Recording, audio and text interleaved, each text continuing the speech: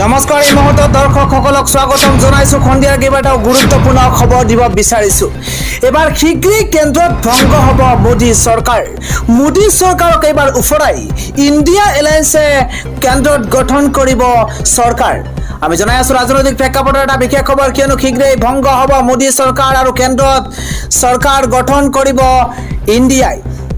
India এলায়েন্সে গঠন কৰিব চৰকাৰ মোদী চৰকাৰক এবাৰ উফৰাই পেলোৱা হ'ব ইণ্ডিয়া এলায়েন্সে কেন্দ্ৰত গঠন কৰিব চৰকাৰ 5 বছৰ সম্পূৰ্ণ কৰিব নোৱাৰে মোদী চৰকাৰে এটা বিশেষ খবৰ জনোৱাৰ চেষ্টা কৰিছো পুনৰ নিৰ্বাচনৰ বাবে খাজু তাকক দেশৰ জনতা কিয়নো ভৱিষ্যতবাণী দিছে এবাৰ কংগ্ৰেছ নেতা গৌৰৱ গগৈয়ে মোদী চৰকাৰ দুৰ্বল চৰকাৰ বুলি মন্তব্য গৌৰৱ গগৈ ইফালে মোদী চৰকাৰে কাপুৰুষ চৰকাৰৰ দৰে কাম কৰিছে বুলি মন্তব্য গৌৰৱ গগৈ পুলিচৰ বয়স যদি আমি পিছুৱাই আহিম ভাবিছে তেন্তে খেয়া ভুল ভাবিছে নৰেন্দ্ৰ মোদী চৰকাৰে পুলিচৰ বয়স যদি আমি পিছুৱাই আহিম তেন্তে ভুল ভাবিছে মন্তব্য গৌৰৱ গগৈ নৰেন্দ্ৰ মোদীৰ যদি 56 ইঞ্চি বুকু আছে তেন্তে কিয় ইডি সিবিআই পিছত লুকাই থাকে বুলি মন্তব্য গৌৰৱ গগৈ মোদীয়ে যদি ভাবিছে তেওঁলৈ কৃষকে ভয় কৰে যুৱক যুৱতীয়ে ভয় কৰে ৰাজনৈতিক নেতাই ভয় কৰে তেন্তে ভুল ভাবিছে চৰকাৰে এতিয়া যদি ভয় কৰে কেৱল বিজেপিহে ভয় কৰে বুলি মন্তব্য গৌৰৱ গগৈ বিৰোধী কণ্ঠ কেতিয়া বন্ধ কৰিব নোৱাৰে মোদী চৰকাৰে প্ৰধানমন্ত্ৰী নৰেন্দ্ৰ মোদীক এইদৰে তুলা ধুনা দিছে আজি সাংসদ গৌৰৱ গগৈয়ে খণ্ডিয়াৰ আন এটা গুৰুত্বপূৰ্ণ খবৰ দিব বিচাৰিছো কাজিৰঙাত যি ভয়ংকৰ পথ দুৰ্ঘটনা সংঘটিত হৈছিল আৰু ভয়ংকৰ পথ দুৰ্ঘটনাৰ পিছতে ৰাজ্যত জোকাৰি গৈছিল ৰাজ্যৰ ভিন্ন প্ৰান্তত এতিয়া চৰ্চা অব্যাহত আছিল কিয়নো এগৰাকী যুৱতীয়ে ড্ৰাইভাৰৰ বুকুত ধৰা কেন্দ্ৰ কৰি উত্তপ্ত পৰিস্থিতিৰ সৃষ্টি হৈছিল তাৰ পিছত এদিনৰ সময়সীমা বান্ধি দিয়া হৈছিল যুৱতীগৰাকীক যদিহে ৰাজহুৱাকৈ যুৱতীগৰাকীয়ে ক্ষমা খোজে তেন্তে ক্ষমা কৰি দিয়াৰ কথা উল্লেখ কৰিছিল চালক খন্তাই আৰু তাৰ পিছত দেখিবলৈ পোৱা গৈছিল যুৱতীগৰাকীয়ে সামাজিক মাধ্যম যোগে ক্ষমা বিচাৰিছে আৰু তাৰ পিছতো ক্ষান্ত হোৱা নাই চালক খন্তা এনেকৈয়ে ক্ষমা বিচাৰিলে নহব বুলি মন্তব্য কৰিছে চালক খন্তাই আমি জনাই আছো এটা বিশেষ খবৰ কাজিৰঙাৰ ঘটনা যুৱতীগৰাকীয়ে ক্ষমা বিচৰাৰ পাছতো সন্তুষ্ট হোৱা নাই চালক খন্তা তাই এনেদৰে ক্ষমা বিচাৰিলে নহব বুলি মন্তব্য চালক খন্তাৰ যেনেকৈ ক্ষমা বিচাৰিব লাগিছিল তেনেকৈ ক্ষমা বিচৰা নাই যুৱতীগৰাকীৰ ক্ষমা প্ৰাৰ্থনাক লৈ সন্তুষ্ট নহয় ড্ৰাইভাৰ গোপী শইকীয়াই যুৱতীগৰাকীৰ ক্ষমাক লৈ সন্তুষ্ট নহয় ইতিমধ্যে সামাজিক মাধ্যম তোলপাৰ লাগিছে পোনপটীয়াকৈ ক্ষমা বিচাৰিলেহে শান্ত হ'ব ড্ৰাইভাৰ গোপী শইকীয়া শান্ত হ'ব যদিহে যুৱতীগৰাকীয়ে পোনপটীয়াকৈ ক্ষমা খোজে তেতিয়াহে শান্ত হ'ব তাক লৈ এতিয়া তোলপাৰ লাগিছে পুনৰ যুৱতীগৰাকীক উভতি ধৰিছে ড্ৰাইভাৰে মঙলবাৰে নিশা সংবাদ মাধ্যমৰ ওচৰত ক্ষমা বিচাৰিছিল ড্ৰাইভাৰৰ বুকুত ধৰা যুৱতীগৰাকীয়ে জানি বুজি ভুল কৰা নাছিল বুলি ক্ষমা বিচাৰিছিল যুৱতীগৰাকী আৰু তাৰ পাছতো শান্ত হোৱা নাই ড্ৰাইভাৰজন কাজিৰঙাৰ ঘটনাত যুৱতীগৰাকীয়ে ক্ষমা বিচৰাৰ পাছতো সন্তুষ্ট হোৱা নাই চালকজন তাই এইদৰে ক্ষমা বিচাৰিলে নহব বুলি মন্তব্য চালকজনৰ যেনেকৈ ক্ষমা বিচাৰিব লাগিছিল তেনেকৈ ক্ষমা বিচৰা নাই বুলি মন্তব্য কৰিছে ড্ৰাইভাৰ গোপী শইকীয়াই আজিৰ খণ্ডিয়াৰ আন এটা গুৰুত্বপূৰ্ণ খবৰ হৈছে এবাৰ কংগনা ৰানাৱটে এবাৰ তুলা ধুনা দিছে কংগ্ৰেছৰ যুৱৰাজ ৰাহুল গান্ধীক টাৰ্গেট কৰি কংগনাই কয় যে ৰাহুল গান্ধীয়ে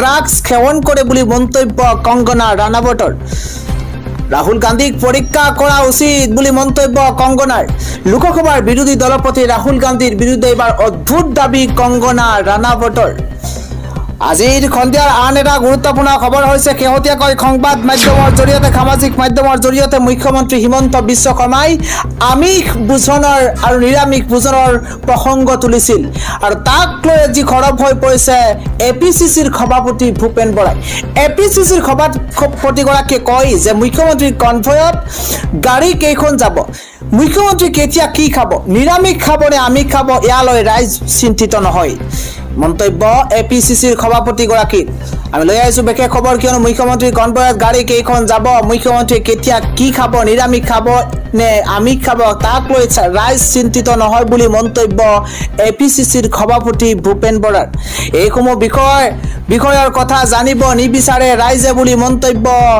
সভাপতিগৰাকীৰ মুখ্যমন্ত্ৰী কনভয় আৰু কেবিনেটৰ খাদ্যৰ তালিকা সন্দৰ্ভত মন্তব্য ভূপেন বৰাৰ মুখ্যমন্ত্ৰী কনভয়ৰ গাড়ী কেইখন যাব, মুখ্যমন্ত্ৰীয়ে কেতিয়া কি খাব তাক লৈ ৰাইজ ব্যস্ত নহয় বুলি মন্তব্য কৰিছে এপিচিচিৰ সভাপতি ভূপেন বৰাই।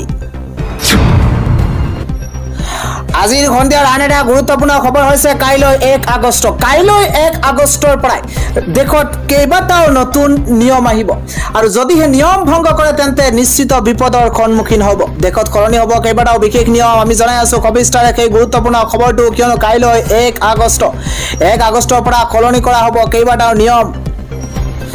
কাইলৈ 1 আগষ্টৰ পৰা দেশত সলনি হ'ব বহুকেইটা নিয়ম। চিলিণ্ডাৰৰ পৰা আৰম্ভ কৰি গুগল মেপলৈ সলনি হ'ব বহুকেইটা নিয়ম সলনিয়ে প্ৰভাৱ পেলাব আপোনাৰ পকেটত। 1 আগষ্টৰ পৰাই সলনি হ'ব LPG চিলিণ্ডাৰৰ মূল্য। 14 কেজি ঘৰুৱা গেছ আৰু 19 কেজি ওজনৰ বাণিজ্যিক চিলিণ্ডাৰৰ মূল্যত সাল সলনি হোৱাৰ সম্ভাৱনা আছে। ইফালে HDFC বেংক ক্ৰেডিট কাৰ্ড ব্যৱহাৰকাৰীসকলৰ বাবে আহিব নতুন পৰিৱৰ্তন। 15,000 টকাৰ অধিক লেনদেনত লোৱা হ'ব অতিৰিক্ত চাৰ্জ। নিয়ম সলনি হ'ব গুগল মেপৰ। জনাই আছো 24 তাৰিখে খবৰটো, সেৱাৰ চাৰ্জ 70% হ্ৰাস কৰিব গুগল মেপে। ডলাৰৰ পৰিৱৰ্তে এতিয়া ভাৰতীয় টকাত ল'ব পেমেণ্ট। আগষ্ট মাহত 13 দিনকৈ বন্ধ থাকিব বেংক। ইফালে ৰাখী বন্ধন, জন্মাষ্টমী, স্বাধীনতা দিৱসৰ পৰা আৰম্ভ কৰি শনিবাৰ দেওবাৰ মিলাই 13 দিন আগষ্ট মাহত বেংক বন্ধ থাকিব। সন্ধিয়াৰ আন এক গুৰুত্বপূৰ্ণ খবৰ হৈছে ৰাহুল গান্ধীৰ গৰ্জনত এইবাৰ কঁপি উঠিছে মোদী চৰকাৰ। ৰাহুল গান্ধী এইবাৰ গৰজি উঠিছে মোদী চৰকাৰৰ বিৰুদ্ধে। কংগ্ৰেছৰ যুৱৰাজ ৰাহুল গান্ধীৰ 10টাকৈ মহা বিস্ফোৰণ। প্ৰধানমন্ত্ৰী নৰেন্দ্ৰ মোদীৰ নেতৃত্বত আধুনিক সময়ৰ চক্ৰবিহুত আবদ্ধ ভাৰতবৰ্ষ। 1000 বছৰ পূৰ্বে অভিমন্যুক চক্ৰবিহুত 100 গৰাকী লোকক হত্যা কৰিছিল। আজিও চক্ৰবিহুত 100জন লোক আছে আৰু তাৰেই ভিতৰত নৰেন্দ্ৰ মোদী, অমিত শ্বাহ, মোহন ভাগৱত, অজিত ডোভাল, লগতে আদানী আৰু আম্বানী। সন্ধিয়াৰ পৰৱৰ্তী খবৰ, কেৰালাৰ ৱায়নাডত যি ভূমিস্খলন হৈছিল সেই ভূমিস্খলনৰ প্ৰভাৱ আজি অব্যাহত আছে। ভূমিস্খলনত এতিয়া আবদ্ধ হৈ আছে শ লোক।